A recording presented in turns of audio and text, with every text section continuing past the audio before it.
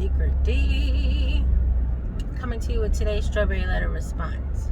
So the title of the letter is I went in there and got him. Y'all will find out that ain't what happened. Anyway, this lady writes in. She said she was dating a guy for 8 years. She said she noticed that he was going out more, so going out with his friends and going to his parents' house. He told her that it was because he just wanted to get out the house after being stuck inside during the pandemic for 2 years. So he just wanted to get out a little bit more. So he was going to hang out with his friends and visit his parents, right? So apparently she said that she noticed, him out the house more, this, that, and the third, and she thought everything was great until it wasn't. She started noticing the change in behavior. So one day my man came home. She said he started a fight, and then the next day he was basically packing up his stuff. He packed up most of his stuff and he left. Then he came back the next day and was taking TVs off the walls and stuff like that with one of his homeboys. My girl said she threw herself at him, begging and screaming and crying and carrying on for him to stay with her. She said that his friend had tears in his eyes, but her ex did not have any emotion for her at all. Fast forward, she said she still was bothering this man for a good 2 months, and then his friend was like, listen, he moved on, he's back with one of his exes, and they're engaged to be married. So she said she got her car, went to this lady's house, which I'm curious to know how she even knows where this woman lives. But okay. She went to this lady's house and was banging on the door, doing all kinds of shit, again, begging him to come back to her. Right? Be with her, come back to her, however you want to put it. His fiance apologizes to her and says, I'm so sorry, and lets her know that even though they broke up 2 months ago, her and the guy have been back together for about a year. She said she still was begging this man to come back.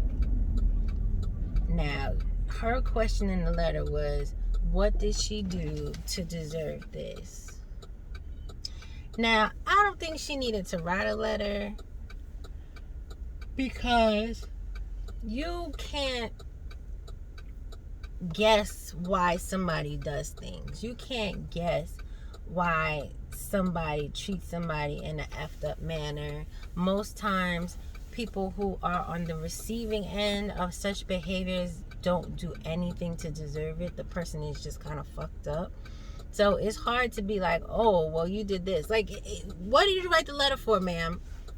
So we could tell you that you did the most? Because A, he don't want you. He told you he don't want you. You threw yourself at him. He looked at you like you was some random, didn't even do anything, left anyway. In 2 months, you still going hard trying to get him back. And his friend had to tell you that he was engaged to be married to his ex-girlfriend.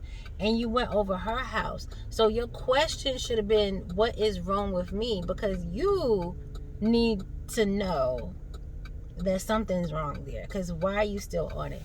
I get it, some people want closure, but listen, the I don't want to say the wife, but the fiance told you they've been together for a year. So this man has been lying to you for a year while he's going out with his soon-to-be wife, and you're still talking about you want him back.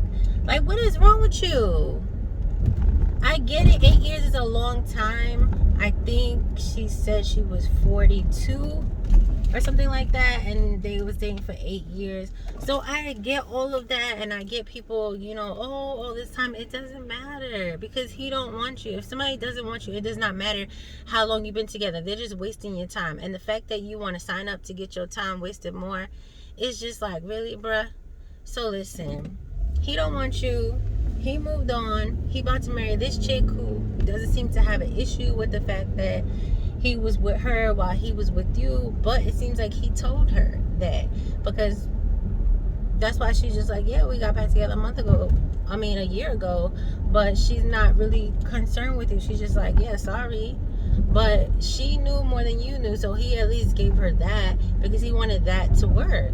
So he gave her all the information, and she was seemingly okay with it. So you just need to move on. Don't think about why he did it. Don't think about anything, because it does not matter. The relationship is over. He moved on with his ex. He's gonna marry her. The end. It doesn't matter why he did it. He's a fucked up individual. He did some fucked up shit. The end. That's it. Nobody deserves that. That's really messed up. But you gotta move on.